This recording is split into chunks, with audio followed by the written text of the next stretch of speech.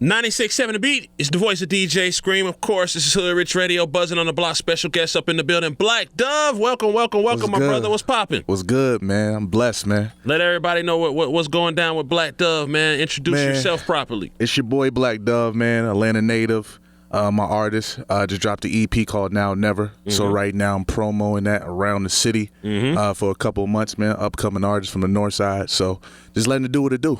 Now, I got introduced to you via DJ MLK. Yes, sir. And I checked out your social media, and you really have been on the grind, like in the club every night, getting to it. Yeah, Tell us a little bit about what's been going on with you and how you've been putting in the hustle. Man, putting in the hustle is real, man. There's a lot of sacrifices right now because I'm still working, of course, but, waking up early mornings and still going to the club every night, getting familiar with the DJs, promoters, DJs like MLK, one that you already know, different record labels, execs, just really trying to get myself out there. What's the downside? The downside to it is, I'm going to keep it real, a lot of artists don't want to do it, but you got to invest into yourself. Of course. And you're going to sacrifice a lot of money. You might miss some bills. Well, any business comes with investing in yourself and hopefully working and creating profit.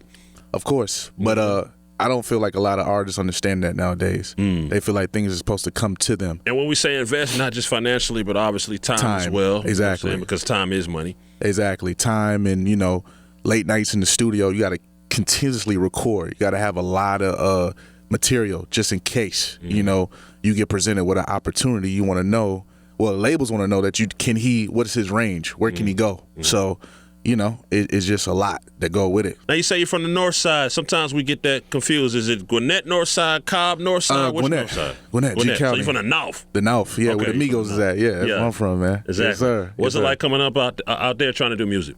It's cool. It's hard, man, because honestly, man, for a long time, the city didn't really respect us. You know what I'm saying? Like I like to say, we the side without the zone. You feel me? But there's a lot going on up there. We a big melting pot. You got your Mexicans, your Asians, of course, blacks, and your whites. So I was around a lot of different ethnicities. So, and it kind of opened my eyes to a lot of things when it came to my music. And being that I'm Nigerian, too. So you're Nigerian? Yes, sir. Ghanaian heritage here. So okay. My African brother. West African. All right. Respect. So how did you feel about seeing everybody going to Nigeria over the past holidays and the big concerts and the performances and everything? Man, I'm so happy about that because it's about time for us to know where we come from and actually kind of like really just join forces with the Africans. Essentially, we all from Africa. So, we got to know where we come from. You know what I mean? And West Africa, Nigeria, Ghana, they're starting to develop certain areas to make it more touristy. I don't know if you know, Ghana is actually offering citizenship for people. Yeah, Nigeria is right behind them. So, it's a great thing, man. I was just there last year. How much does that affect the type of music that you make, like your heritage and your culture back home? It affects it a lot in a great way. My range is a lot wider, you know what I'm saying? I can make Afro beats and I can make a hip hop record, and I feel like I can do a lot of things with that, kind of bridge the gap between two cultures, you know what I'm saying? Because it's either one side or the other side. So I got two perspectives being born out here in America. So it's a great thing. Okay, and so some of the artists you're vibing to right now, man, that's on your playlist that keep you motivated? Man, number one is Jay-Z. That's my favorite rapper of all times. Nipsey Hussle. DeVito, Little Baby, Da Baby, Roddy Ricch, of course. He got that #1 record out the box. So I listen to everything, man. I love music, period, man. I appreciate every sound and what everybody brings to the table. So where are you trying to take it with the music? Like, where do you want to be maybe 5 years from now, a few years from now? Like, what are some of your goals as an artist? 5 years from now as an artist, I would say, of course, I want to be on the charts, multi-platinum. I want my music not to only be just something that you're like, okay, I'm going to play in a car. He's hot, he's buzzing. But I want to also put a message across. You know what I'm saying? Being that I'm able to do so many different things with my music as well. And also be a mogul with this stuff. You know what I'm saying? Like, I got my own production company. I'm wearing my own brand. Okay. Ultra V Dope. Productions. You ain't bring us none, but it's cool, man. Oh, man. We ain't gonna hold it I to got you you. this time. I got It's you cool, next man. time. No, it's all right, man. But yeah, I just want to make a difference, man. Not just in music, but in the community, the African American community, man. So that's my goal within 5 years, really 5 to 10 years. What's one of the things that you think, speaking of community, that could make the city better? Simple, one of the first man. things, like let's say you was a politician, what's one of the first things you'll try to eliminate or fix? Oh, man.